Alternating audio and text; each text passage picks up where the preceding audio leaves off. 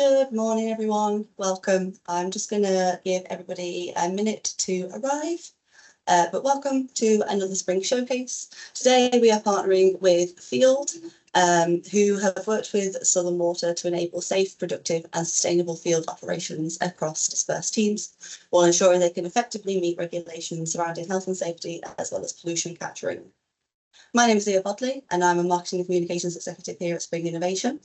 For those of you who might not already know, we are the Centre of Excellence for Innovation in the water sector, supported by all of the water companies across the UK and Ireland, as well as the supply chain and academia. Our goal is to enable collaboration, remove duplication and accelerate innovation within the water sector. Spring are the custodians of the Water Innovation Strategy. For anybody who hasn't seen that document before, my colleague will share a link in the chat shortly.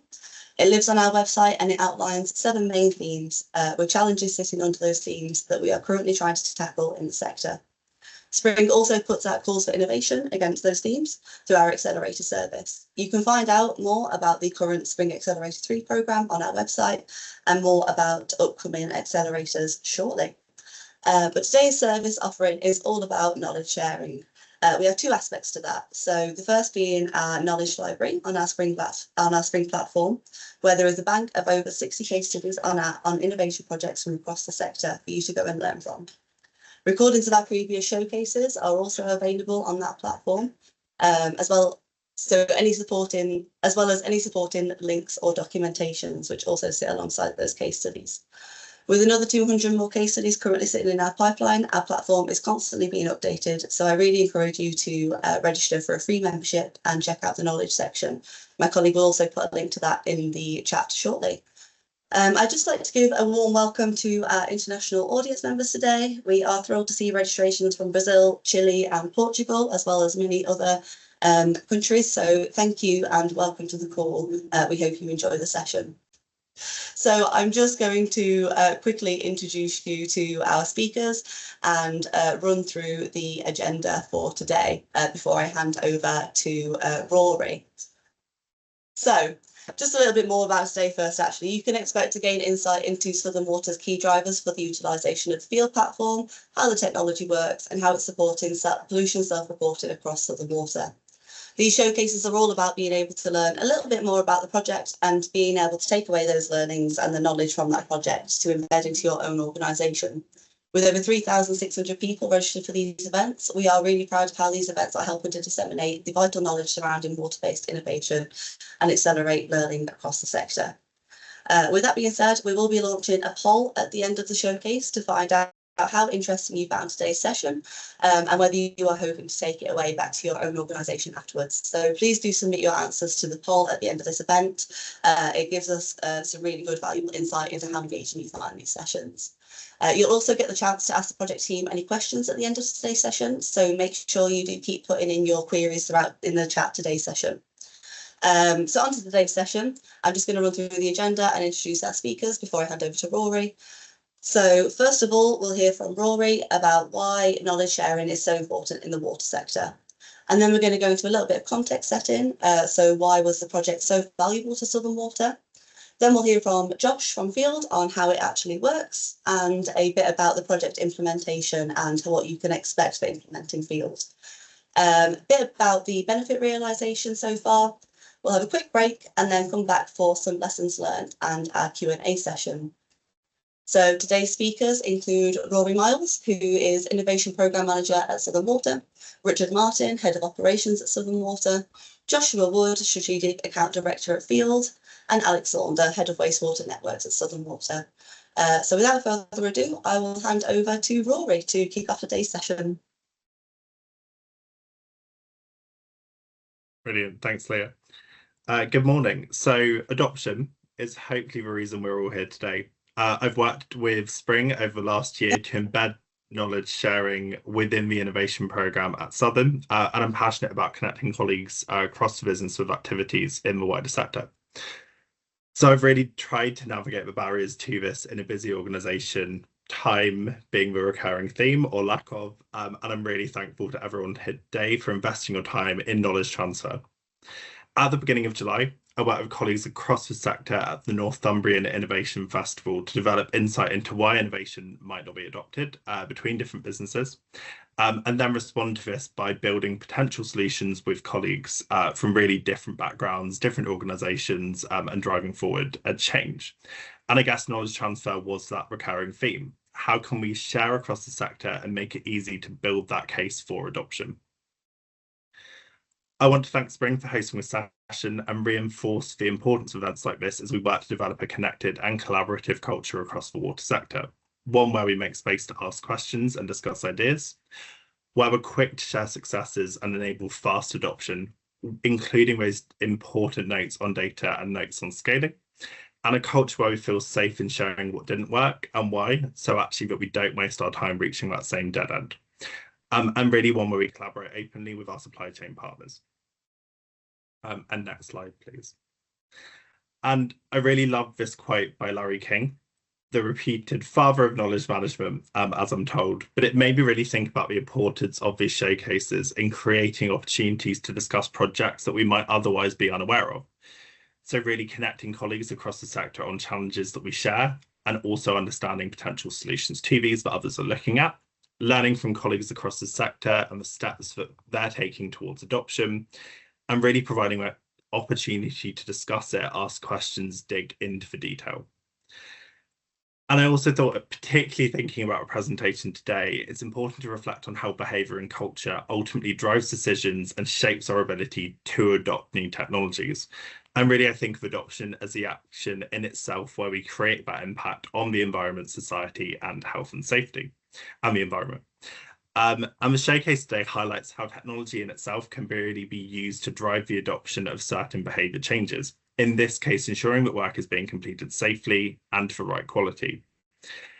However, this change isn't without some barriers. I'm sure we've all experienced that, whether that's general resistance to change or actually resistance to using that new technology. And we'll be exploring how to navigate these challenges through tapping into that fundamental human needs, things like gratification.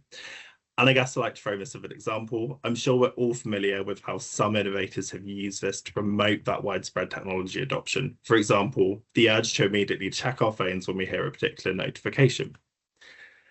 So in my really quick blast of the value of knowledge management, because I really do truly believe it's so important, I'm delighted to open the showcase and introduce my colleague, Richard Martin, Head of Operational Waste Control, for a talk that showcases some of my favourite topics: supply chain innovation, employee engagement, and really maintaining a customer focus in everything that we do. Thank you. Good morning, everybody. So, yes, as previously introduced, so I'm Richard Martin. I'm the head of the Operational Control Centre at Southern Water. And I just sort of want to take just a few minutes just to set the context before we get into the technology and everything else. You know, why do I come to work? Why am I here? What do we do every day, 24/7, 365 days of the year? So just whilst we're having those IT issues, I guess we can better introduce ourselves. So Rich, I think you've done a good job there. I'm Alex Saunders. I'm Head of Waste Networks at Southern Water. So from when our customers flush that toilet or use their sink, my team's job is to make sure that we feed that through our tens of thousands of kilometres of sewer network, through about 3,500 pump stations, and get them through the treatment works where the teams there turn them into world-class river water and renewable energy. Josh? Yeah, I'm Joshua Wood. I'm a Strategic Account Director for FYLD. So we're on the technology side. We are a work execution platform, AI-powered work execution platform. We've been working with Alex, Rich, and the team at Southern Water for over 2 years now. Looking forward to presenting some of the findings from that work over the next hour and a half or so as well. To Rich. So, as sometimes happens in our industry, you have to work on the fly, as they say, and I think we filled that gap relatively well. But let's get back into it. So, why are we here? Why is it important to me? Why is it important to my colleague Alex? And why is it important to everybody at Southern Water? So I'll just take you through some very high level facts to start off with. So ultimately 137 million litres of water removed each day. We've got about 4.6 million customers. So that's a lot of customers living in around 2 million properties. These all feed into our network, as that Alex just described just now, and this travels through roughly around about 39,973 kilometres of sewer pipes. And most importantly, passing through the way up and down the network through roughly about 3,476 pumping stations before it's treated at our treatment works and passed out within our permitted compliance. So that sort of gives you a high level overview of the travel of sewage from flush to finish. But you know, it's so much more than that. That where it goes and where it travels through our network, you know, we've got some really valuable areas that we live in our area. We are so lucky. We're surrounded by beach. We've got the countryside. We've got 87 bathing water beaches. This is where people, especially in the summer, so it's heated up now, where people come and enjoy the environment that we live in. It's so important that we protect this. Also, in some of our areas, we've got chalk streams. So actually 85% of the 210, and these are rare streams. So if we have an impact, it is a big impact we have on these environments. And they're located in the southeast. Just calling out the River Test and the Lavant being probably our highest profile ones. It is so important that we protect these. A lot of our areas, especially our rising mains, go through our triple SI areas. So these are areas that harness key ecological areas. So if we have an impact, especially through sewerage, it can have a massive impact and take a long time to recover. And then one of the areas that I think a lot of us will be aware of is the New Forest area. And this encompasses a lot of the areas that I've already spoken around, but it is an outstanding area of beauty and it is highly protected.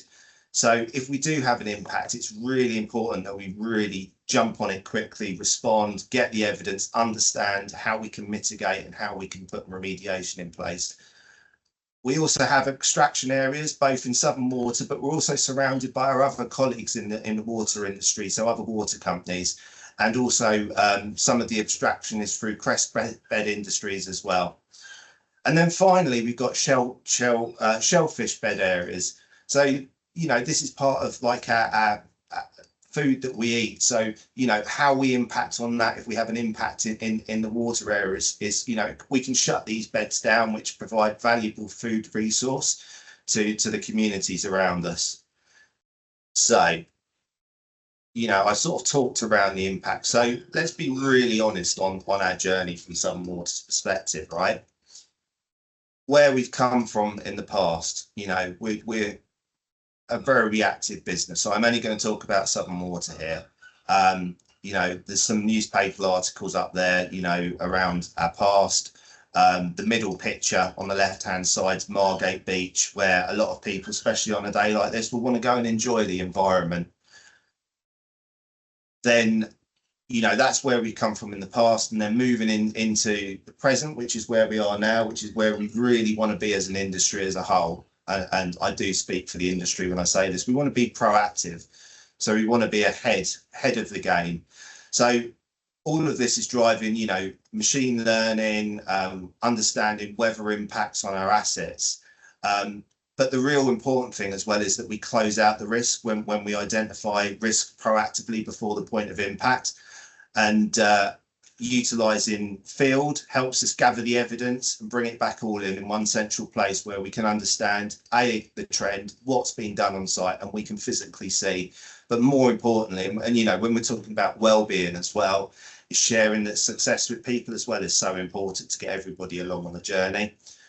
And then we move into the future. So us all in the industry, we talk about smart, intelligent.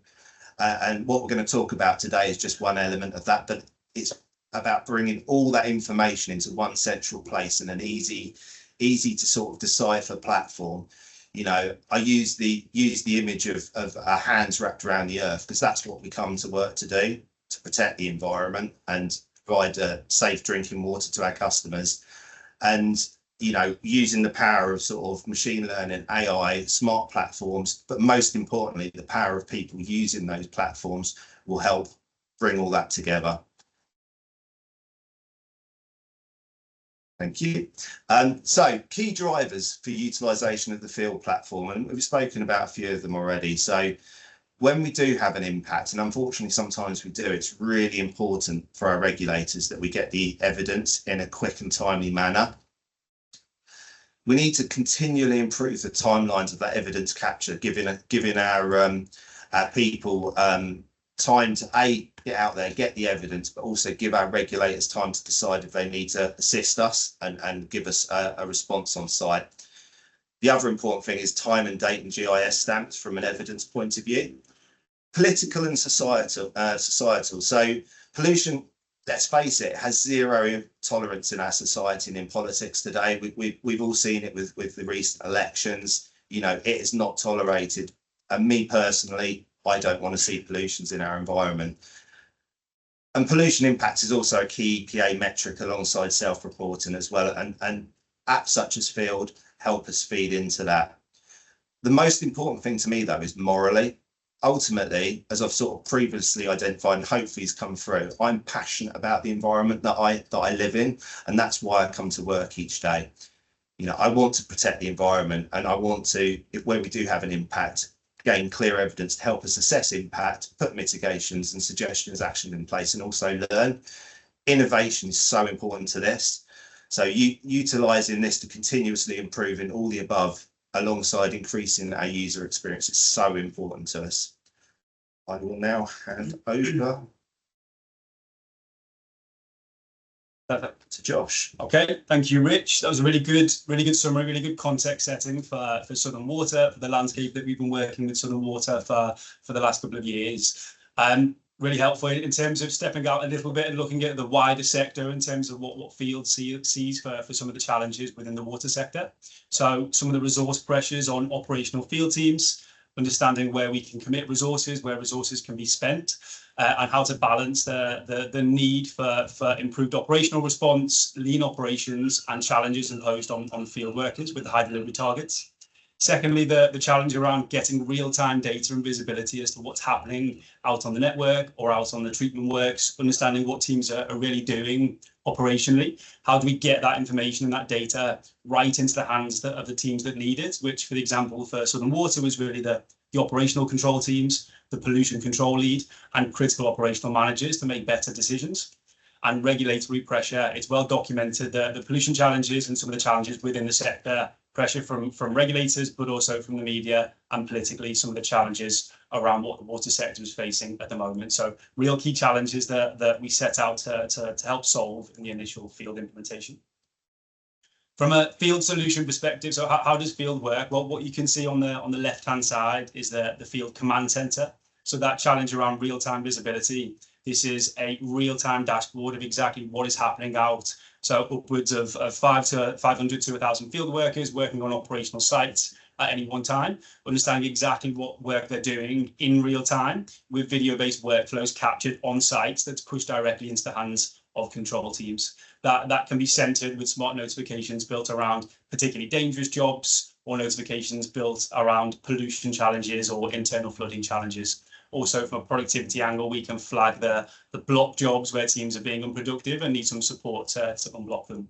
So just by improving that site visibility, you get 100% visibility of what the teams are doing in video-based workflows. But actually, crucially, you can also build smart notifications with early interventions tailored. So instead of just having visibility of every job, we have notifications going into a pollution control lead to see where there's a pollution risk on site, or where there's a risk to a field worker and a particular response is needed or an intervention is needed to intervene and try and manage that and support that operational decision making.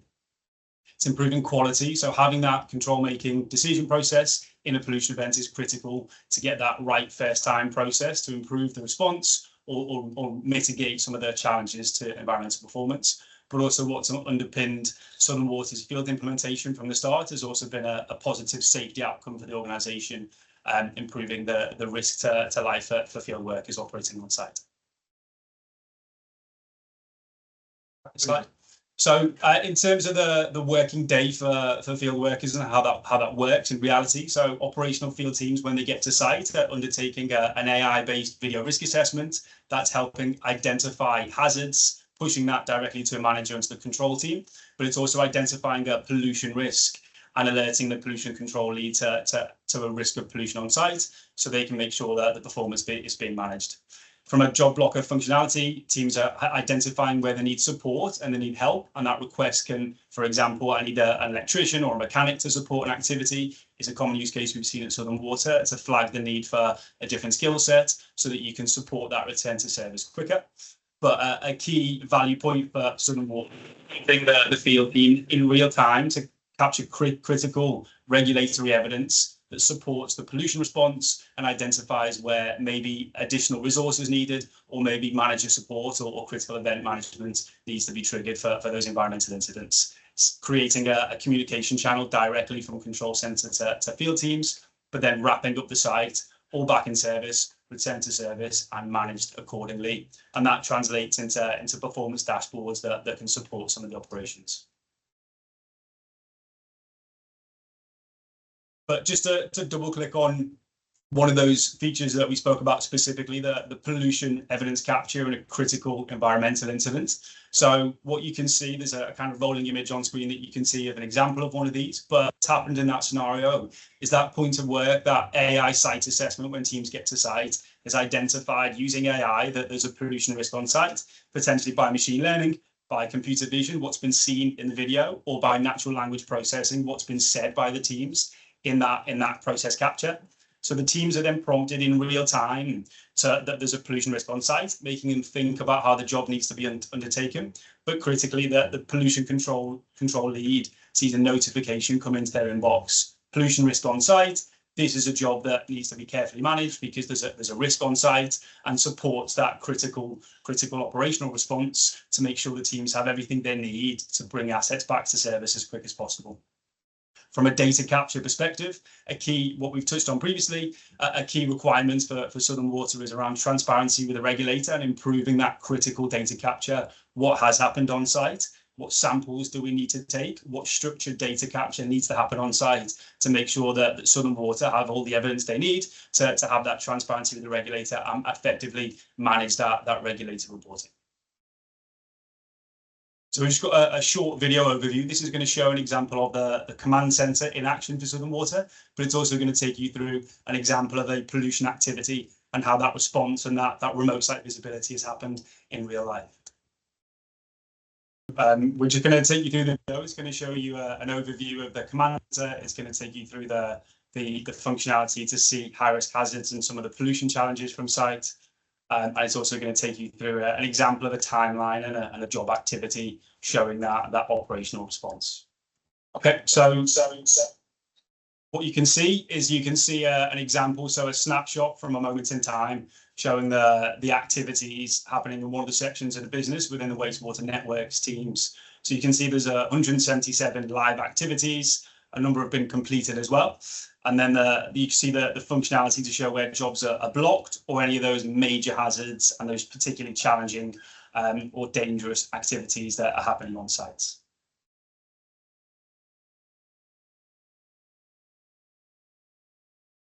So we've now filtered the ability to show where those major hazards are. So as you can see on the screen, these are just either the high risk safety hazards on site where there's a challenge on site, or it's the pollution risk. But then now to jump into the cloud overview for a platform. So what you can see is an example of a job, a specific job. You can see the map on site showing where the teams are working at any one time. You can see the critical job information that relates to the work management system. It relates to the activities that the teams are doing. But what you can see on the right hand side is the timeline activity. So here's the example of the risk assessment that we mentioned before for that start of site activity, the hazards and control measures that have been identified. And you'll see within there that some of those hazards are safety hazards that are on site. Some of those hazards are environmental hazards. So this has triggered the need to capture a critical data capture for an environmental pollution evidence capture form that's captured. Here's an example of the site video. So you can't hear the sound at the moment. We might be able to come back to this, but you can see from the content in the video, there's a power failure in this scenario. The pumps have failed, and there is an operational response going on, so a critical evidence capture, and that's been tagged directly into the managers. We then move into within the control center on the site, and within the control panel, the operative and the technician is investigating some of those challenges from that power failure. So there's an electrical fault, there's some diagnostics that is needed, and the control center have immediate visibility of what's going on site. Using that AI response that was identified in the risk assessments, you can see on the timeline, so a manager called Scott and a pollution response team and the PCL, which is the pollution control lead, have all been tagged into that job. So that's that notification happening where the operational controllers are jumping into the job, and then we're capturing critical sample information upstream, downstream, following a structured data capture format, so that the control center has visibility of what's going on. Interesting interaction on the timeline. You can see a manager then jumps in. This is clearly a pollution event. There's a power failure challenge on site, and that manager is requesting critical information around some of the tankering activities. There's evidence that the pumps have been stripped down, they are being returned to service, and that critical maintenance work is happening with really good quality evidence capture. So that control center team can see, yes, the pumps are being worked on. They have exact time updates for how that job is progressing, and understanding exactly what's going on site with a real key evidence that this information has been captured and that the teams are doing exactly what is needed, and the operational control team are making the key decisions that they need to. In this example, it's around the tankering process that's required in that pollution event to make sure that they can mitigate the environmental impact of that.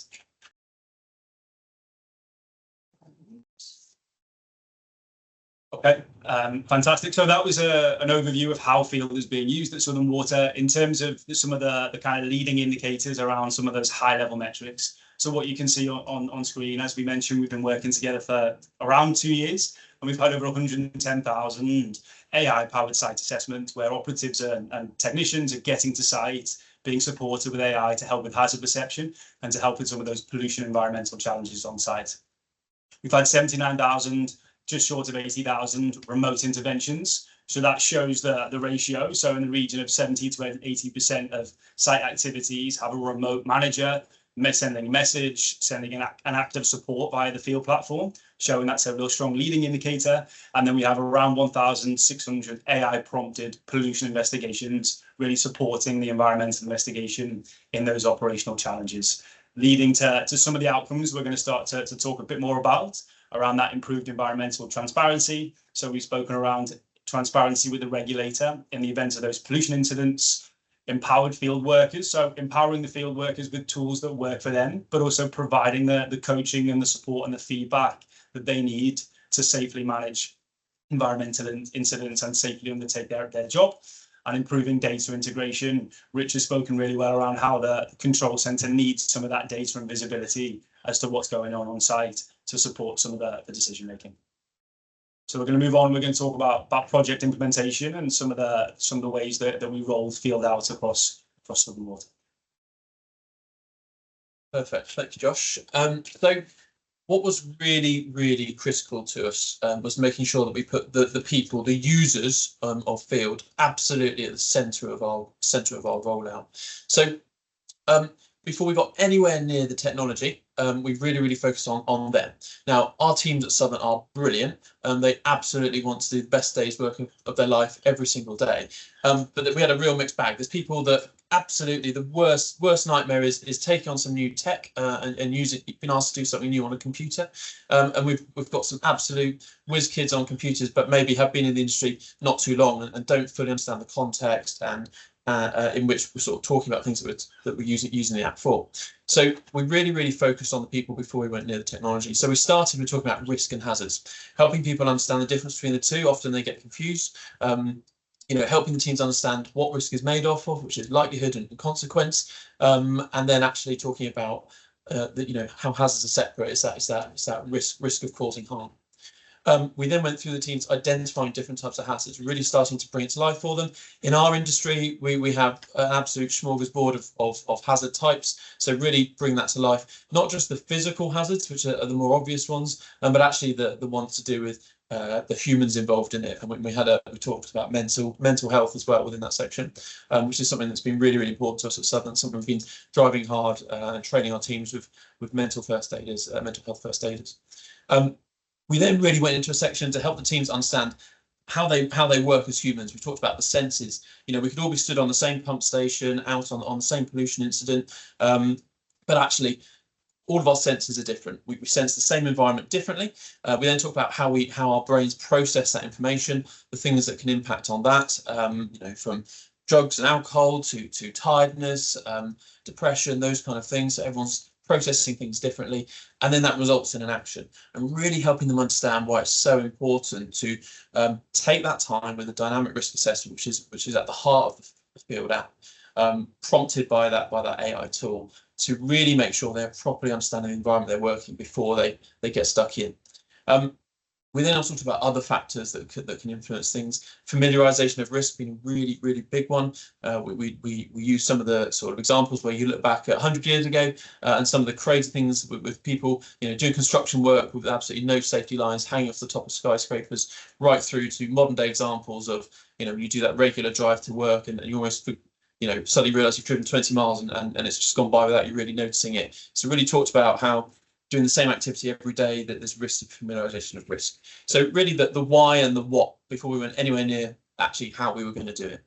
Then when we got into the how, we cast our net wide, and actually the best example we could find was using some military techniques that the British Army developed in theatres of war like Iraq to look for IEDs, improvised explosive devices. And we actually spoke with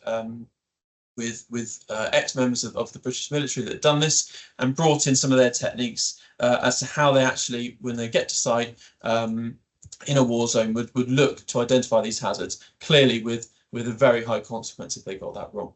And then what we did is we took those methods and actually ran a practical session where we did the training to really help our teams identify some sort of placed hazards using those techniques. At that point, we then got them back in the classroom, introduced them to the new system, got them all working on it, and then did another field exercise using everything they'd learned on the platform to go and do a virtual risk assessment, do an evidence capture form, and then came back in and peer reviewed it.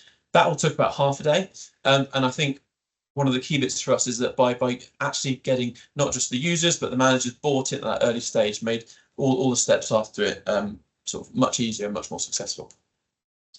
So yeah, and just to provide a bit of context from the field side of that implementation, so you can see on the screen the typical implementation and deployment process that the field follows. So we have a fast setup period where we have an implementation consultant and some of our customer success team who work with our customers and organizations to tailor the platform to make sure some of the hazard terminology that Alex has mentioned is fitting for the teams, to make sure that the use case is really delivering value for the teams, and to make sure that it fits as much as possible into the operational working practices for the teams that we're working with. We know that's a critical feedback loop from the teams to make sure that the technology is working for them. And then from a training and deployment process, we typically see a couple of weeks of that heavy intensive implementation on site where teams are being trained and onboarded, moving towards business as usual. Southern Water were really impressive in that situation with really visible leadership in the training and the deployment to make sure teams really understood why they were doing it and what the benefit for the business was by undertaking the new process.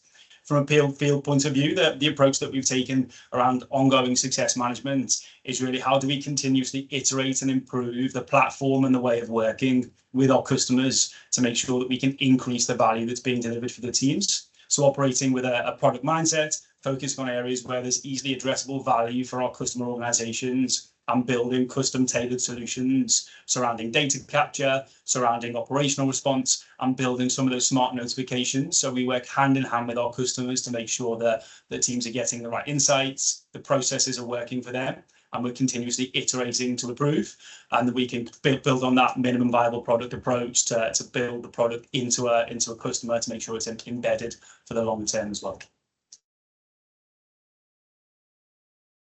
So in terms of the impact of all of that, so we've seen some of the big stats that are measurable. So pollution control interactions, over 1,200 of those. We've seen over 110,000 video risk assessments, which is that critical part at the start of the job. 31,000 risk assessments remotely interacted with and coaching given by managers, which has been really, really critical to success of the rollout, and certainly right through from the pilot stages. And we're continuing to see a much higher level of engagement and usage compared to the averages that the field have seen across using the platform. And over 100,000 wrap up. So at the end of the job, really capturing all that evidence that's critical for a whole host of reasons. Those are the kind of the sort of big numbers that we can measure, but also when you speak to the teams, they're finding ways to use the platform from the evidence that captured from site that's helping them in all kinds of ways that don't have some big numbers attached to it. But again, it just helps the managers and the technical experts get real visibility of a very remote set of assets and remote teams to really help the frontline teams have everything they need to get the job done right first time. And the graph to the left there, the various bars are some of those numbers that we've seen. So in the early days, when we were trialing it, you can see the sort of lower side, and then we've just showed that continual growth as the app's not just rolled out across the business, but also as users have used it more and more as they see the value in doing so.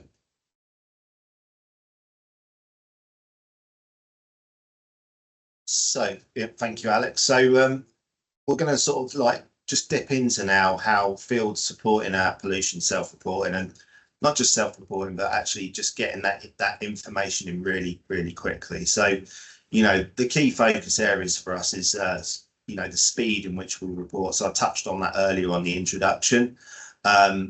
My colleagues have touched on the importance of the interactions within pollution events for identification, mitigation, closure, resolution. And, you know, part of that is improving the speed of reviewing the pollution jobs, so getting it in almost real time rather than using historic methods such as like emails or that lot. And, you know, they also say a picture paints 1,000 words as well. And certainly when I'm categorising a pollution event from a point of view of what mitigation I need to do, sandbags, aeration, that being able to actually physically see the impact helps make those key decisions. So let's go into a bit of the data now and the insights. So initially, we were quite poor at this, so about getting that information in. So we've sort of on average gone from sort of 70 minutes getting that information back from the field in to sort of down to 20 minutes. That's the journey we've gone on so far. Obviously, our goal is 30 minutes, but actually we want to go further than that. We want to continuously improve. So although 20 minutes is good, that's great. We celebrate that. I want to go further. I want to reduce that down even further so we're getting more timely information, you know, ideally to stop the pollution in the first place, but when we do have an impact, really help our regulators understand and be able to assist us and also respond quicker. We've seen sort of 2.2 more interactions with pollution event jobs. So as Josh talked through on the example, I think I can't remember the name of the site, but you know, you saw where like the manager had jumped in and started asking questions. Sometimes the most valuable thing in an event is someone looking from the outside in and going, have you considered this? You know, such a powerful thing. This platform allows that, and it allows that information to be shared. But more importantly, the most important thing is learning from failure. So fail fast and learn. You know, we can play back, we can actually see the interactions, we can actually get the best learnings and integrate that further.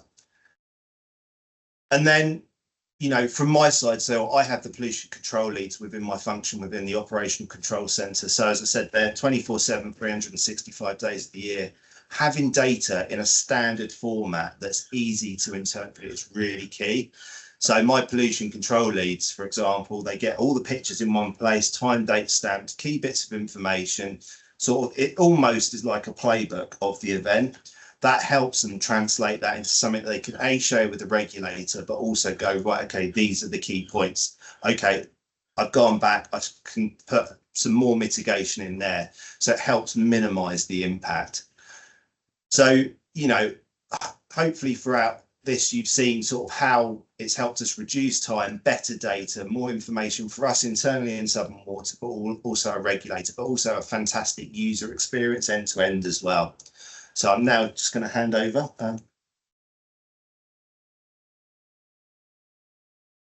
So what's the ultimate outcome of some of this? So some of the big ones. So in terms of lost time incidents over the period that we've been working with Field across some of our other initiatives at Southern Water, we've reduced our lost time incidents by a massive 50%. amazing. We've got so much further to go in terms of sending our people home safe every single day. But Field has absolutely enabled us to really send more people home safe every single day. In terms of our sewage treatment compliance, which is a critical part of our overall pollution performance as a business, we've shifted that from 98 to 99% compliance, which to the untrained eye may not look like much. That is a massive shift. And overall sort of volume of pollution incidents has reduced over the period by 37%. We've got major plans to go even further with that. But again, a really good level of performance improvement over the period of using Field. And I think the critical bit for me underneath some of these numbers is Field fundamentally allows us to be more transparent, more accurate, and have the information to, as Rich said earlier, the culture we have at Southern is let's fail fast and learn even quicker. And so this Field really has changed the game in terms of us being able to go back, pore over what happened during an incident, allow our teams, our experts that go over an incident, post-incident, find those learnings, find those opportunities for improvement, and embed those. And we've seen, you know, a real decrease in the level of repeat failure because we're learning, we're finding more opportunities to learn and put fixes in place. Okay, so Lee's going to come back onto screen. We're just going to introduce the break and we're going to take a short break. Perfect, thank you, Josh. Thank you to our presenters so far for a really engaging presentation. And I do apologise for all the technical issues we've encountered. Not sure what's going on there, but I do apologise for any inconvenience that has caused. So we're going to take a quick break. So we'll take a 15-minute break. So that means the time is now 10 to 11 and we'll be returning at 11:05. So enjoy and see you in a bit. Okay, welcome back. Hope everyone's had a chance to take a quick break. So we're going to move on a little bit. We've got a bit more to cover, starting with lessons learned. So from the implementation, from the rollout, what were the key lessons that we took away, both from a Field perspective and from a Southern Water perspective, just to make sure that value is being delivered and we were continuously improving some of the implementation styles for the teams. So from a Field perspective, so one of the learnings early on in the rollout with Southern Water was by the nature of a water company, they're working in regions, particularly with signal challenges. So the sewage treatment works are often areas away from houses for obvious reasons, so areas of a particularly low signal. So we had the teams working without that connection. That is a challenge for Southern Water as an organisation anyway, in terms of how do you get hold of the information that's being captured on site. But from a Field perspective, we committed a substantial amount of investment to make some product improvements to support some of that feedback for the teams. So we invested in what we call edge compute, so the ability for that AI analysis to happen even on the device. So when teams were connected to Signal, the videos were uploaded and that AI analysis happened on a server and then was translated back to the user or to the operative on site. During that Southern Water implementation, we invested in the product to improve that capability so that AI analysis can happen on the device. So that means that when the teams were completing their point of work risk assessments, the AI site assessment, or even capturing pollution evidence, when pollution has been identified by the artificial intelligence, they still have that AI coaching buddy and support to help them identify some of those challenges when they're working in some of those offline areas. And we've seen this used at Southern Water and other organisations as well, where this is critical to identify stop points to flag to the teams. Actually, this is a challenging work environment. Have a think about, do you need to get a second opinion on this? But from a safety angle, but also from a pollution challenge and a pollution response, people making those critical decisions when working in an area of no signal means they're, by the nature of the no signal, they're disconnected from the control center. They don't have a direct connection to management. So with that AI analysis, even on the phone, we were able to create certain stop points within that process to make sure teams could still go and ask for support, go into an area of Wi-Fi or go to an area of signal to contact your manager because something that's particularly dangerous or a particularly high pollution risk has materialized, so they still get that AI coaching buddy. So we'll just move on to some water lessons. Yeah, so quite a few learnings from it. Firstly was around driving the right health and safety behaviours. Naturally, there's that first hurdle to get over of teams really feeling like, is this Big Brother watching? Is it, all those sorts of things. And actually, what was critical is how we rolled it out, again, with the initial training of explaining why we were doing it, why it was important, and then the way in which we practiced what we preached with our management team. They very quickly realised that the tool send them home safe. And that really helped trigger some of the really big cultural changes that we've seen at Southern in the last couple of years on the health and safety front. The other one was the power of collaboration. And there's several teams within Southern, and it starts to allow those teams to come together to work much better at that critical moment where we need everyone to do that. And I think that collaboration goes further in terms of working with the field team. Everything Josh just said, I absolutely second. And it really felt, as we were starting to use the tool and develop things and find things, I had a partner that was absolutely ready to get out to site, understand if there were niggles, there were problems, and then make that kind of investment to make the system work for us, which is brilliant. I mentioned it earlier, people's fear of technology. My big sort of blunt operational tests are, is it straightforward to use? Is it stable? So at 3 in the morning, when it's hammering down with rain or it's freezing cold, it's not going to crash when you upload a photo or video. And does it work when there's no reception? Those are the 3 big operational tests for any kind of system. And Field passed all those, and where we had areas that we had problems all the time with reception, we found ways to overcome that, so people could continue to work offline and then upload later. So that was brilliant. The kind of from train to engage, so that first bit was critical for us, but then that management engagement to keep going. We saw in the example there, Scott, who's my regional manager for Kent, that was a real example pollution that we showed you. They're going, what about this, what about that, and then thanking the operative for doing that. Brilliant, because it's just that positive reinforcement that encourages our teams to keep doing the brilliant stuff they do and using the system. One version of the truth. So, and again, across our contractors as well. So the teams that we've shown you in the example, they're our own teams. Across our pump station estate, we have an in-house team, but actually across our sewer network, we have an outsourced model. Our main partner, Kappa Brown, but our supply chain goes much wider than them, are all either using or in the process of adopting Field as well. So we get, again, even more teams come together on one platform, so we can get that one version of the truth very quickly, like Rich touched on earlier. Creating strong links between Field and Control Centre, and again, underpinned by that engaged management team to really drive this from the front line. And that's why we've seen that continual growth of use of the system, rather than a sort of drop off after 3 months when everyone's moved on to the new shiny thing.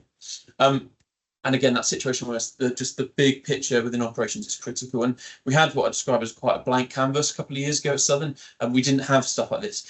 So it was a bit of a game changer for us when we brought it in, and being able to go from quite a blank canvas to then leapfrogging to a leading technology like this with the AI bit, just reinforcing the right decision making live rather than post incident, has been really critical. So in terms of what's next, we're gonna move on to some Q&A shortly, but in terms of ways to explore more, if you're interested to know more, so you will have seen a QR code on the screen to some of the links on the Field's website, but the links will be provided afterwards as well. So if you are interested, you can reach out via email, you can inquire about the website, or you can reach out to any of the people who've been presenting, and we'll be happy to provide more context in terms of what to expect if you do reach out and you are interested to learn more. So we offer a Field tailored demonstration where we can take you through the platform. We hold a discovery process with you as an organisation where we can learn about your unique use case. We can make recommendations based on what we see. If it's a water sector or a different sector as a opportunity, we can make recommendations from what we see across the sector, from our learnings across the sector, and then we can build a tailored solution for you and test it with the teams as we deploy and move forward. And we're happy to take you through that process with a dedicated account team, implementation team to support that rollout. And we also have a value team that can support and build some of those business case elements and understand some of the business case that sits behind that technology investment for the organisation as well. So that's something that we can take you through if you are interested to learn a bit more. And the links will be shared after. And we'll also come back to some of those points. We've got quite a few questions that are coming through. So we're going to head on into Q&A. Lee's going to join us back on screen, and we can address some of those points if there's any more questions that come through, and we can make sure we're picking up any of those queries as they come through for the team. Very much, Josh, and thank you to our presenters so far again for a great presentation. As Josh said, we're now going to go into a Q&A session. So please do feel free to keep popping your questions in the chat, as we will try to answer them all before the end of the session. So first up from Georgia, who wants to ask, does Southern use any network modelling capabilities to support decision making in incidents and BAU? If so, is this in-house or external? And is this run by the control centre, or does it require specialist teams to run the models? I think this is one for me, isn't it? Yeah. So yeah, so at a high level, I'm going to say no, not yet, but so we do have some modelling capability within the control centre already. So utilising platforms such as Storm Harvester, we've got our ingress and infiltration models, where we're able to use our sewer level monitors to detect periods of high flow. So we use it for blockage detection, but we also combine the sensors and use it to understand where's points of flow coming in. So if we take it right back to where I did the introduction and I talked about why I come to work, actually one of our highest, and we've just been through a very, very high groundwater season, haven't we? So we use these models to identify these points of interest, and then we utilise field to go out there and get us picture evidence of the teams doing the work, do the findings, so we can actually validate and quantify the impact that we've resolved. We're then able to then play back in real time the information, but also when we get into the next season, we can actually see the impact, so we can see it measurable. We can look at the pictures and go, well, this is what we've actually done. So again, it's that combining data sources. And then I'll flip it over into another thing that we do within operational control is, you know, in the unfortunate situation where we have an impact to the sea, we're in bathing water season, so runs till end of September. So we do what we call bathing water models as well. So we understand the impact, so we get the data through field. So, you know, measuring our NH for all the other streams. We then use that information generated from field and we put it into our bathing water model that uses tidal models to understand, are we impacting on the beach? Is it going offshore? Ideally, as you know, the most important thing to me is about not having that impact, but understanding impact on shellfish beds, bathing waters. You know, keeping our customers informed is really important. So we will, in the future, we'll get to what we call digital twins, but there's a really key journey for Southern Water, and a lot of our colleagues out there will be on the same journey as us. So we're a very reactive organisation. We're moving to a proactive organisation. We need to make sure our data is optimised, and then we'll move into smart. If we try and do it too quickly, it won't work. So it's really important that we understand and we're on that journey. So hopefully I've answered that question. I think just to also build on that, if I can, I think one of the bits you touched on there is our sewer level monitors. So we rolled out 22,000 monitors, and we're doing another 8,000, so we'll be at 30,000 sewer monitors pretty soon, which is an industry leading rollout when we did that. And what that's done is it means that for our pollution incidents and part of what's helped us get that reduction so far is actually responding to things when the monitors are telling us it's going wrong before it's actually had an impact. And so, Rich, you touched on earlier that fields allowed us that once we get to site, we've taken that kind of information feedback time from 70 to 20 minutes. But actually, in advance of that, the monitors are telling us there's a problem on our sewer network before it actually causes a consequence. And we put a massive amount of work in with Kappa Brown, our partners, to make sure that response time is as quick as possible. So we've shortened that down to, last month we averaged a 54-minute response time, which is about twice as quick as a Category 3 urgent response time for an ambulance in the same region. We do that without blue lights, and so we've got there quicker. We're getting information back quicker on site, and that's what's really helped us drive that reduction in repeat incidents and a quicker level. Thank you, Alex. Did you want to add anything at all? What I would add from a field perspective, and we've actually touched on it throughout, and Rich just mentioned it then, is also thinking about the critical evidence capture. So in terms of where you get where you get your data points from, the industry, and quite rightly, is investing a lot in asset improvement and improved monitoring. How do we get the kind of hard data capture, if you like, from fixed assets? but also thinking about your field teams as an opportunity to improve that data collection as well. So quite often teams that are not in the case of Southern Water, but some of the industry players that we see are investing in assets, but then teams still capturing critical information on paperwork or via phone calls, and it's lost within that within a business. So it's a really good opportunity to improve the amount and the quality of data that you're capturing when you look at your field team as a resource who really they go around sites capturing critical operational information, and how do you improve that as a database of key information that can feed into some of the business improvement channels as well. Thank you. Next question is from Glenn, who I think this one is for you, Josh, but she wants to know, does all work order data come from a separate work management system, or can you create, schedule and execute all field activities within Field? So yeah, we can probably answer that well from a field and potentially Alex from a Southern Water perspective as well. But starting from field, so field as we deploy with a lot of organisations, we can operate as a standalone solution where teams can either bulk generate activities or they can manually create activities as they go to the site. And we have kind of long and successful deployments that operate as a standalone solution. We can also integrate with existing work management software. So we have integrations built with Maximo, Salesforce, and Procore for some of our construction clients, where we integrate with the work management solutions to auto create activities in field. And also when the integration is right, we can push some of that data back into work management systems, which can then feed and start to improve some of the data collection around asset data that's kept. But field can be and quite frequently is used as a standalone platform to support the execution of field activities. How do we support the planning and the scheduling function to have visibility of what's going on site, but critically improve some of that data pushing back in. But yeah, the integrations is a key part of the puzzle, particularly in those longer term deployments across multiple years. And the return on investment greatly increases when you start to integrate with some of the existing tech stack with organisations. Do you want to cover? I think the Southern Water side of that is our work management system at the moment is an older system. We're moving to a Maximo system where there's case studies elsewhere where you can have that integration.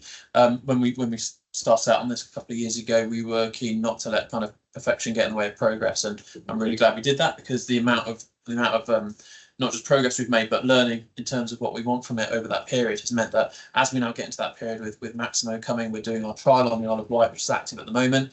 We'll be rolling out further as we then get to further teams. We can then sort of have that next phase conversation around, do we link with field and that side of things. But actually, by not being tied into anything else, it's made us much more dynamic, much more given us the ability to add things, change things much quicker, within hours, with some of the things we've done, rather than when you're linked in with lots of other systems that naturally takes more time. So that first phase is we sort of likened it to being a bit of a startup company in terms of we've really been able to be very, very quick in making improvements. And actually, I think that's played really nicely to now having the conversations a couple of years down the line of, do we integrate with Maximo when it comes? Just add one more bit from the end of that as well, is as a sort of our landscape changes and evolves and improves, and the most valuable thing you can do with people, especially on the front line, is share data, share information. So actually being able to go back in systems such as Field and other systems and look at historical information and go, well, actually this was the outcome, or this is where we went and looked last time. And sharing that information on the work system with the end user is really valuable as well. So it's a really exciting journey, and really looking forward to the next couple of years. On the topic of data sharing, I'm curious to know, so obviously there's a big emphasis on sharing data across the sector as a whole as well at the moment, and organisations such as Stream have been built in order to kind of help companies do that, bring them together, create an open data source. Is there opportunity for Field to be a part of that? Yeah, definitely opportunity. I think that you can look at a few successful projects across sectors. So Nuar would be a good example where they've worked across sectors to get information to form a critical asset database that can really support and lift the whole of the industry. So yeah, there's been some communication around the Ofwat Innovation Fund, and one of the Innovation Fund's key objectives is really to improve some of that data sharing across organisations. Field sees itself and can be a facilitator of that happening. But definitely there's industry challenges that need to be resolved to kind of support that conversation. I think in terms of what Field can enable, which is something that's definitely been really successful in the Southern Water rollout and implementation, is supporting data sharing across organisations within the same work stream. So in the example for Southern Water, we talked about Kappa Brown, the supply chain. So they are undertaking supply chain partners, undertaking critical operational response that still falls under Rich's team to manage and oversight that operational response. So by having the teams integrated into a single operating platform, all of that data is streamlined. That whole operational response can be exactly the same, whether it's Southern Water, whether it's Kappa Brown or another supply chain partner. That can feed into the same mechanism of an operational response. So we can do that, and we work with some of our customers to support Field being rolled out into the supply chain, and that can happen at the critical stages to make sure teams are capturing that data from not just from Southern Water but also their contractors as well. Amazing, thank you. Okay, great. So next question from the audience, I think for anybody who wants to answer, is for operatives in the field, are these contractors? And if so, how do you ensure that third parties adopt the app and use it as required? Are there any privacy concerns? So, I mean, from a Southern Water perspective, we've got a blend of teams, as I mentioned earlier, both in-house and outsourced, depending on what we're doing, who are all on field. And certainly because it's not linked to our work management system at the moment, that's where the management engagement is really, really critical. So throughout all of our performance management sessions, both directly at the front line in any given day, given week, and then ultimately through to my performance meetings monthly with the in-house teams and with my monthly performance meetings with our contractors, it's discussed in terms of compliance, usage levels, and then also the other check and balance is that with every single incident that does happen, that gets a very, very deep dive across the organisation. And part of that questioning is bringing up Field, understanding what's happened. So again, any levels of either concerns around quality of the evidence being captured, or even an extreme case, which we certainly don't really get anymore, not using it, that's picked up through those means. And I'll probably just add a little bit, because we actually see this quite a lot with new customers that we work with. There's often a question in the early stage of onboarding and rolling out about supply chain. Depending on the industry, we do some work in the construction sector, for example, where there's a real heavy use of supply chain, and actually most of the operational delivery, if you like, or the project delivery is delivered by supply chain. The water industry, there's a mix. Definitely some water companies seem to push more out to supply chain. Some have direct teams. So we do have operating and commercial models that can work for both models. We definitely see it's more effective for organisations when they can direct their supply chain to use that, and some of that often comes as they're appointing supply chains. So the approach that we have taken in some of the organisations and some of our customers that we work with is that temporarily we roll out in a pilot arrangement where we engage with the supply chain, and then very quickly as we prove the concept and as we prove that commercially it's delivering a lot of value for our customer and the partner that we're working with, then actually they can start to write into the contracts with some of their supply chain that actually this technology will be utilised and will be used, and that kind of makes it much easier, probably particularly in the construction style rollouts that we see, where almost all of the project delivery is delivered by a third party or a supply chain partner. Thank you. And in terms of contractors, so I know obviously you said there's been quite a positive response to Field within Southern Water. Have you had any particular feedback from contractors that have had to use the programme? Yeah, naturally our suppliers are usually a few steps ahead of us, so they already had some systems in play that sort of had evidence capture elements to it. A lot of that is for their own compliance to contract and things they're doing. So I guess one of the areas of slight more tension, rather than when we rolled it out within Southern, where, as I said, it was a bit more of a blank canvas, there wasn't really a sort of competing tool, was how does that sit alongside it?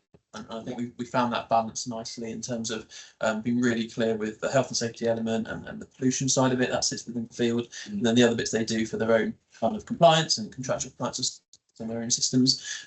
So we just have to sort of work through that. But again, our supply chain, we work collaboratively with them. It's an easy word to throw around, but sort of genuinely is how it feels, and I think that's been the critical bit to them adopting it and rolling it out within their teams as well. Yeah, I think just one thing to add on that, and we just come back to the people bit. So technology is great, right? It enables, But on top of that, it's like with some of our key supply chain partners co-locating within the control center as well. So you put power, technology, the power of people, all in the same space, making those decisions. It's a very powerful thing, and we're ever evolving that capability within Southern Water, especially within the operational control room.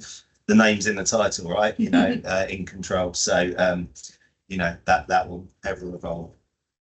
Thank you very much. Okay, question from Rob, who wants to know what is involved in training the models to interpret text, pictures, and videos. Really good question. Probably one I'll take if you guys are happy with that. So quite a lot. We have a dedicated product development team. We have a machine learning and a computer vision team who are continuously improving models to make sure that the predictions are accurate, to make sure that the hazards that are identified in the video analysis is accurate. And we're continuously using feedback loops to develop the product. There's a few areas of artificial intelligence that I will talk through. So the first being computer vision, where we use image labeling techniques to help identify objects within a video that can then alert. So an example from a safety risk could be scaffolding that could link to overhead, that could link to working at height, which could be a major hazard for an organization, and create a smart workflow to a safety manager. An alternative for a pollution response could be potentially ragging the watercourse or discoloration of watercourse, where that could be identified from computer vision to highlight that pollution risk. From a natural language processing point of view, we continuously test and iterate a model that we have, and we're continuously building new models where we're looking at what's been said, the transcription of a video, and relating that to the hazards or the outcome of an activity. So was there a pollution on site? Looking at what's been said and looking at the link between those to build ever improving artificial intelligence models to support hazard perception, some of the pollution challenges that could be identified in the AI risk assessments, or other developments as well. One of our leading projects, which is funded by from the gas sector, funded by Ofgem, is called Predictive Safety Interventions. So we secured £2 million of funding from Ofgem to support and build out a predictive safety model where we use additional and third-party data sources to start to quantify some of the on-site risk and push that notification into a manager. For an example, for Southern Water, that could be identifying if you're working on a network activity or a burst rising main, if you're working around the corner from a school, and at closing time, that might be particularly high risk.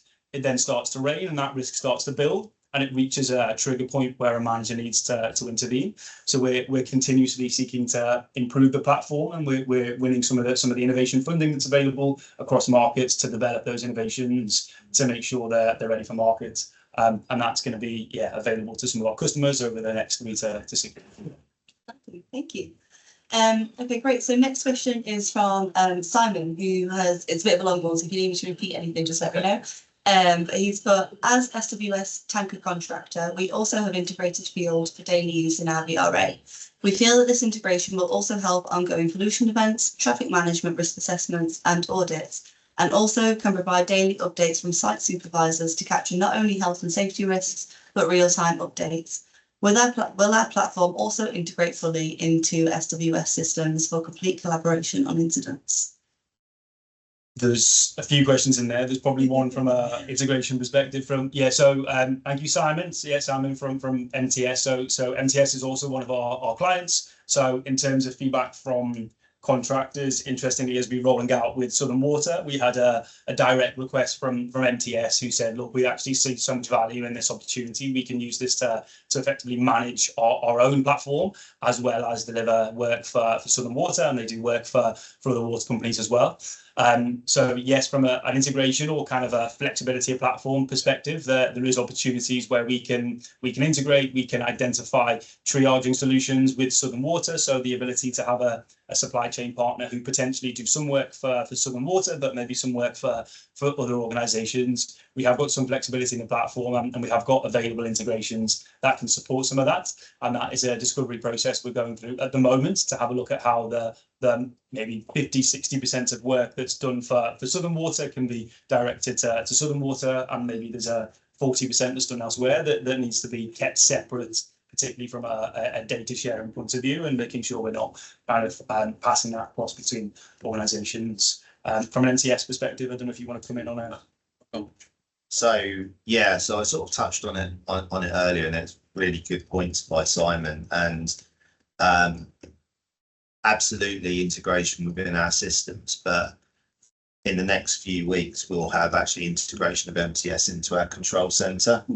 So having that information coming in real time, yes, we can integrate it in systems, but actually we're going to have people sat next to each other. Really powerful, right? Yeah. It's you know, yes, you can link systems together, but actually having, you know, we take the pollution control lead, MTS, Kappa Brown, all sat in the same space, being able to inform each other, ask questions, you know, pollution control lead driving that mitigation, you know, MTS, for example, giving key bits of information on checks on the tank and to show that we're compliant with what we're trying to carry out.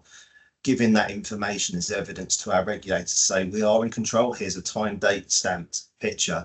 You know, all these key things are really keen. And yes, that picture ever evolves, but actually in the next few weeks, that exciting journey is going to come to fruition. So, you know, having the people there with the platforms, being able to sort of interconnect with each other. So, and that starts to be the big sort of so what, you know, if you've dropped you've got there quicker, you've then got the information to control quicker. Is the so what you're going to do with that. That's that bit really, in terms of then the subsequent support that the field teams might need, the getting the right people first time to fix it. That's what's going to help us reach that next level of pollution reduction, flooding reduction, and you know that's all then powered by the fact that we've got fields sat at the front end, and the more people we bring in all using it, it's all in one place. And I think we saw that in the initial rollout, even within the Southern Water teams. We started with waste networks, so they were in one environment within, as in an IT environment within field. The other teams that then came on, so treatment, our asset maintenance teams, and our clean water colleagues, each in their own environment, as each area team was sort of, you know, doing that pretty rapid learning and developing the tool. And then we reached a point where I actually said, right, let's bring everyone into that same environment. Now we've got to that sort of level of stability, everyone knows what they're doing, so then they can start to see what each other are doing. So we've already had the benefits of that, and yeah, the more suppliers we can bring in, the better. Amazing. So it sounds like the collaboration that kind of field enables is just such a huge benefit, but kind of all people involved in these kind of operational decisions. That's great. Okay, so Simon also wanted to know, will SWS also be changing the messaging service to field that will completely remove the need for Telegram? Oh, that's a big one. So we as basically we have lots of moving parts, lots of different suppliers and in-house teams, and there's lots of moving parts, particularly during a very acute incident where speed is of the essence, and so trying to bring everyone together, communicating effectively. We use systems like Telegram, and Field's definitely on that list of potential systems that we can move to, but we've been really cautious of that, because what we don't want to do is jump to somebody thinking it's the right thing and actually find that someone's then not part of that critical response. So that's definitely something we're working on. Amazing. Thank you. Okay, great. So next question is, are the prescriptive actions for on-field decision making, or are there prescriptive actions for on-field decision making? It's just, I want to check if I understood the question correctly. I think what I would add, if I've interpreted the question correctly, is it's around the benefits that we presented are around moving from a single point of failure, if you like, where you've got an operator or a technician making those critical operation decisions on site, and maybe in an old way of working, making that decision, if they think they're happy with the decision, making that decision without a second set of eyes, or without the operational control team seeing it, because maybe some of that is documented on paper or a few emails. So it's about moving some of that decision making, or it's more about, I guess, coaching and supporting some of those decision making that's made on site, and requesting or directing some of those to an operational manager or to the operational control team who can support in some of that decision making. So what was the initial investigation that was done on site?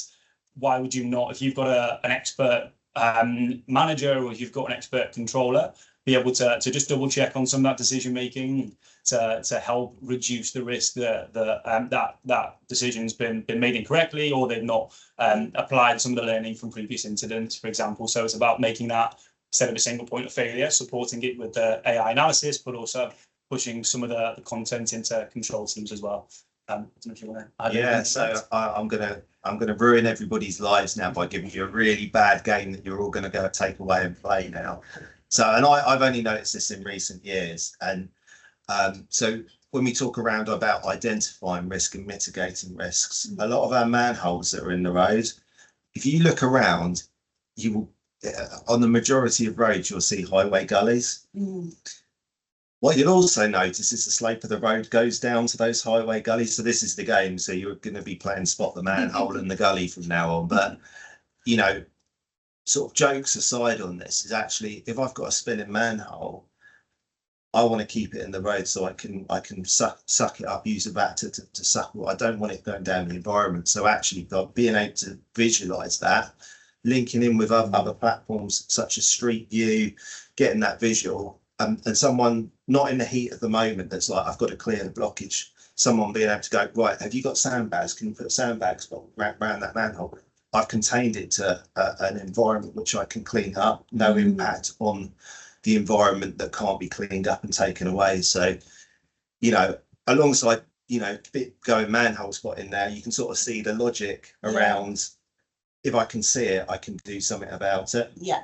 Definitely. And I mean, we found it's fundamentally being customizable in terms of there's because we're not being connected to our work management system, it's been actually quite liberal for the teams, been quite open in terms of the system's not going to make you do an assessment. It's not going to make you actually, we've explained to you why it's important you do it, and we want you to do it for the right reasons. And that's been actually really nice, rather than in this world, typically we can use IT to kind of force people down a certain road. Actually, because we explained the why it's important to do it, that has been at natural acceptance and want to do it, supported by the fact that they actually find the system the easiest to use of all the ones they have and all the rest of it. But then within that, you also need a bit of nudge theory now and then. We're all humans, we all make mistakes. So, for example, when you're within a pollution evidence capture form, if you get to the bottom bit, a bit like when you fill out an e-form on a website, it'll go, oh no, before you press submit, you need to fill out your email or whatever. Our equivalent of that is, oh, you didn't put in your ammonia reading from the point of impact, and there's options for them to go, well, I couldn't do that for this reason, etc. But it just prompts us to capture that. So we put the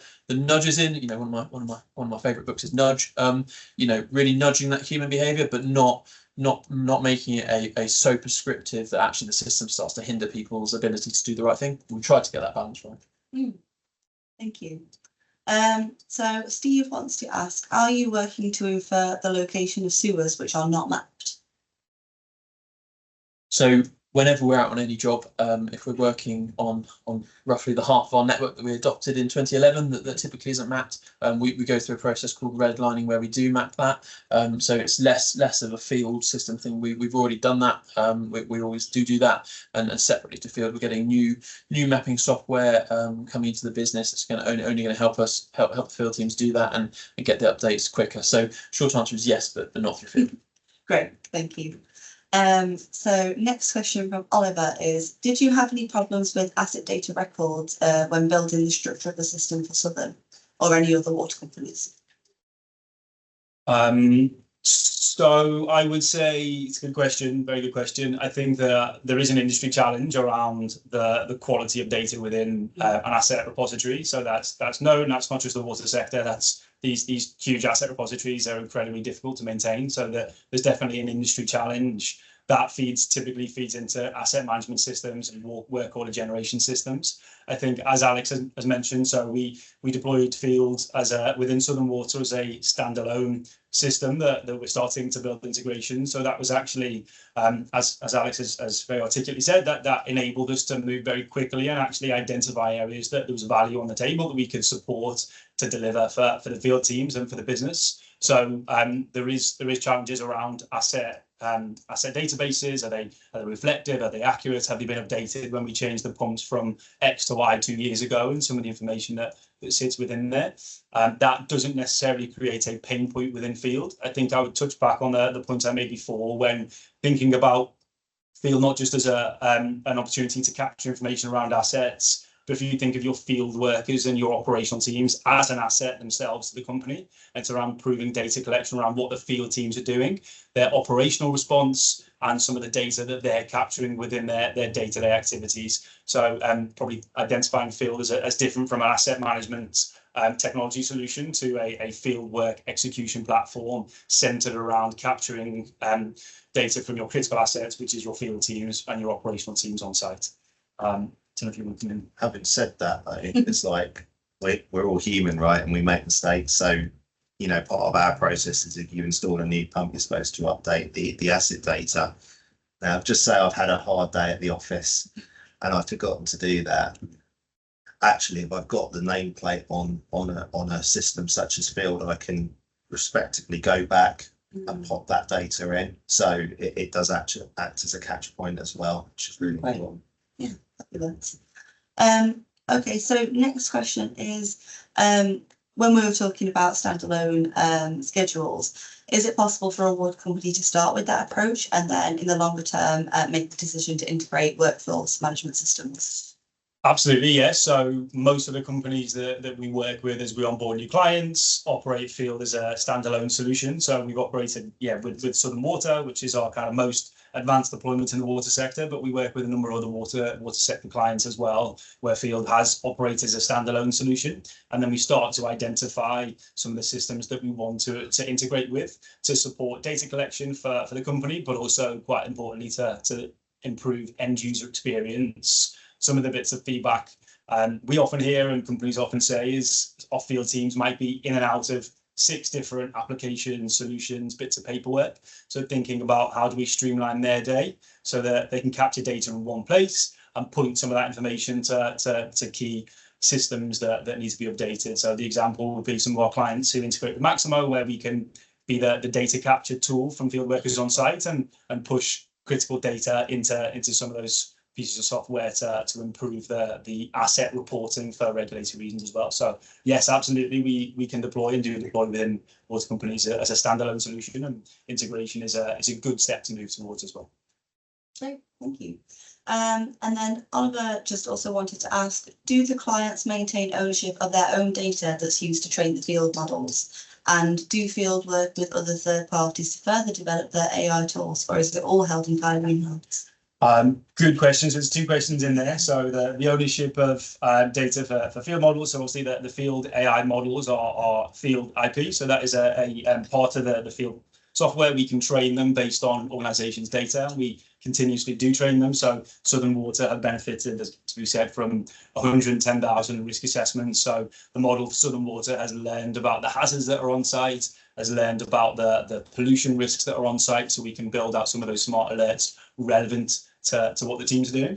And the second question was, do we work with other third parties to develop AI tools? So we mostly do, and FYLD's in-house development team develop the AI models and the real kind of lead and the drive behind some of the product development that we do as FYLD. One of the areas that I mentioned before around the leading project funded by Ofgem is around predictive safety. So how do we use third-party data to integrate that into a FYLD AI model? So the example could be weather data, roadworks and traffic data, which could come from third-party APIs and could feed into a predictive model. That means you're more likely to get an accurate risk or an accurate forecast for what's going on site. So we have got some examples coming up where we're taking third-party publicly available APIs that we can integrate into an AI model to help identify some of those challenges on site to support the accuracy of predictions. Yes, thank you. And then I think a final question from the audience. So I think you were talking about the offline capability a bit earlier on in the presentation, and they are just asking if you can kind of reiterate that and explain a bit more. Yeah, absolutely. So the improvements we made and the way the product is built is around centering to reduce, as Alex has touched on as well, to reduce the impact for field teams. So we don't want to create blocks and we don't want to create whole points for field teams, particularly in areas of low signal and offline. So it's centered around the end user experience, enabling them, as they would anyway in an area of no signal, if they were using paperwork, for example, to still complete their job and still complete their activity.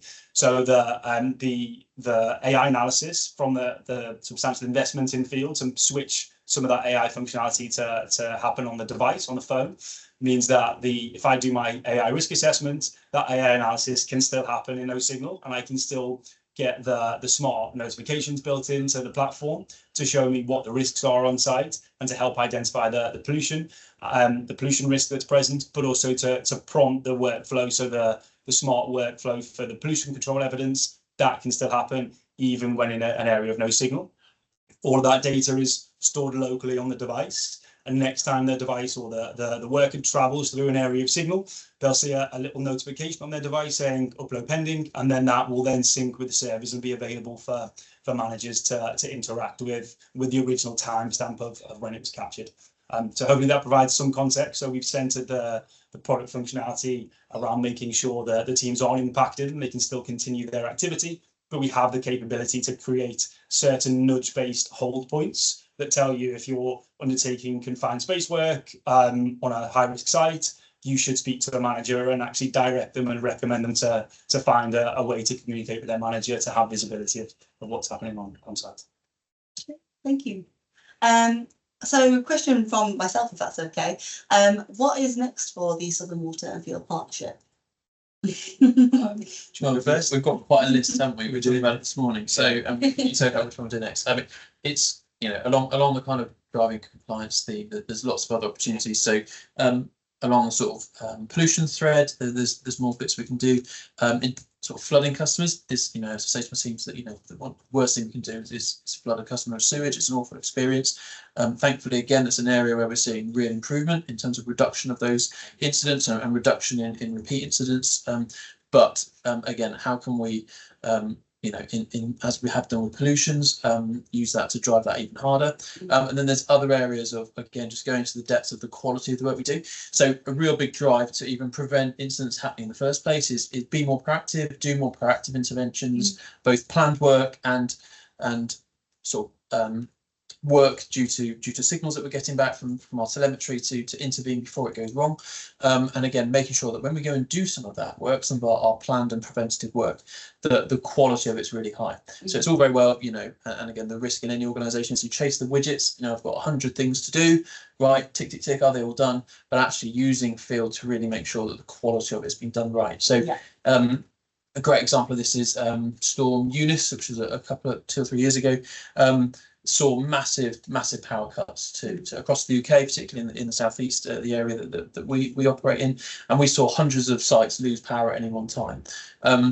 And so following that you know, major incident across the country, we've put loads of work into investing in the resilience of our sites. So things like auto reset, so basically the pump station can turn itself back on without needing a human to go to site. Sites that have backup generation, making sure that kicks in. Now, making sure all those things actually work when you need them to is really, really critical. And so to make sure we continually drive higher and higher quality of work proactively means that when we need it, those things are going to work. So again, that's another area that we're looking to really sort of explore and how can we drive the quality of our proactive work using Field. Amazing, thank you. And can this technology be adapted for use in other industries or regions with similar environmental challenges? Is there an opportunity for like cross-sector collaboration in Field? Absolutely, in terms of how we adapt it for other sectors. So as Field, we initially started as working with an anchor partner of ours, SGN, a gas company, who kind of formed Field around 3.5 years ago. But we've since learned that the value proposition applies across sector and also globally as well. So we've moved from a UK-based gas sector client. We transitioned and we now have clients across the water sector, transportation and highways. Construction sector, anybody undertaking critical work with an operational response, and that remote site visibility, which our learning and rapidly increasing learning is a lot of sectors globally. We've rolled out across the US, in Canada, South America, Latin American markets as well, and Australia. So we've seen a rapid global uptake across sectors. So there's a lot of flexibility in the platform that means we can serve different sectors, and we've got in-house expertise to recommend based on what we see across industries of best working practices using Field as well. So definitely an opportunity across sector that we see. I know there's a lot of emphasis on potential opportunities for that sector and water sector to collaborate on these issues as well. And I feel like FYLD could be quite a good tool for encouraging collaboration between sectors. Yeah, definitely. I think that it probably comes back to the question before around data sharing, which is inherently a challenge for sectors as a whole. But I think NUR, as an example, has proven that these organisations can find ways to share data. But some of it might be about sharing data. Some of it might just be around sharing best working practices via opportunities such as this, keeping teams safe, sharing the ways of working across different sectors, so that you can learn from what's happening in other sectors, so that you can kind of drag and drop ways of working that are working for the water sector, and you can find a way of implementing that in the gas sector or power sector or other ways of working as well. Amazing, thank you. And touching back onto the rollout of FYLD within Southern Water, I know you touched on it earlier in the presentation, but were there any specific type of training that you offered when undergoing the sort of adoption field? Yeah, that was me, wasn't it? So we kind of started on our journey with FYLD. I've been in Southern for sort of like 3 or 4 months at the time, and so I was sort of selfishly, desperately keen to go out and seal my new team. So that kind of was part of the extra nudge that when we did the initial rollout, I actually delivered all that training myself. So partnered up with one of Josh's team from FYLD. So they led on the sort of technical bit when we got to that, but actually drawing on experience from ex-colleagues and colleagues at Southern who have experience like the ex-military stuff I mentioned earlier and all those bits. We kind of pulled that together with our health and safety team to pull together a really good learning package. But actually the fact that it was led and delivered by the leadership team within operations, I think really helped, rather than here's someone that does training but doesn't necessarily have the depth of understanding of what we do, and then as I'm sure we've all experienced with IT systems, here's a new system, this is how you log on, off you go. We really tried not to fall into any of those two traps. And I think that was we probably didn't realize how well we were doing at the time. Probably just came naturally because a few of those bits came together. But actually, I think in reflecting back, that was one of the really critical bits for us. And we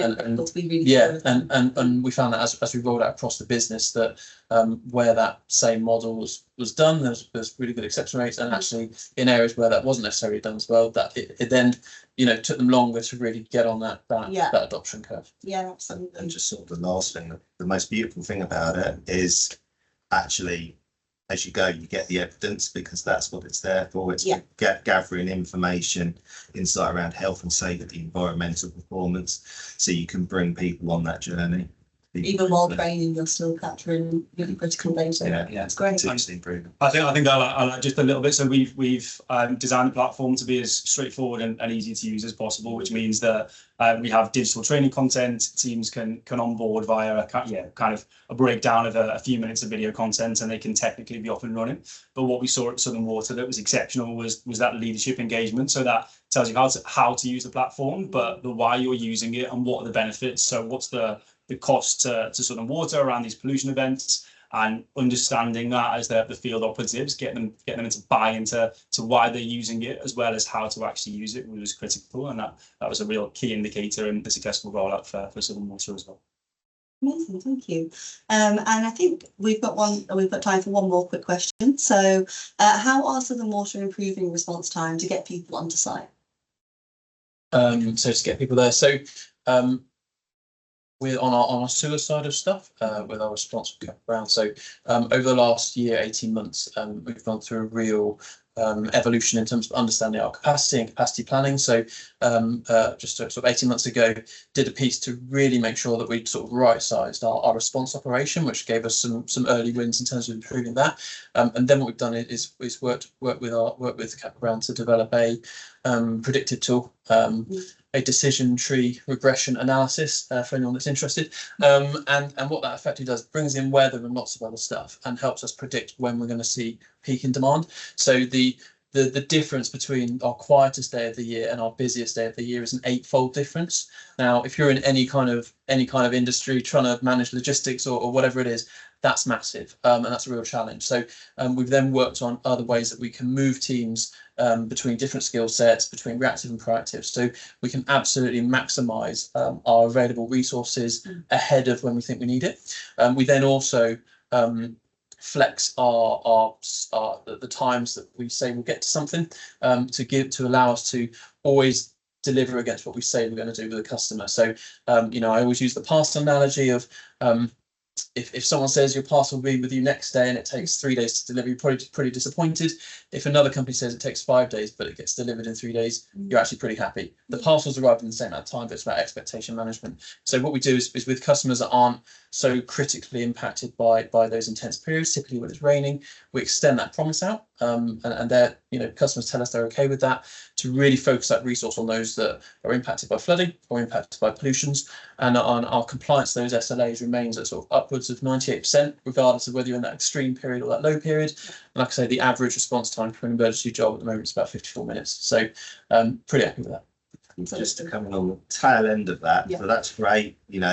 Customers phoned in, and we're happy, and how we respond to that. But fundamentally, as we sort of touched on again, I think it's about the third slide or second slide that I spoke to, is we're moving towards that proactive world. So our sewer level monitors using status signals, machine learning, bringing in weather, all of that stuff. So actually, the customer's not aware of us, which is how it should be. We should run under the radar if we're delivering a good business, and that's what we're aiming for longer term.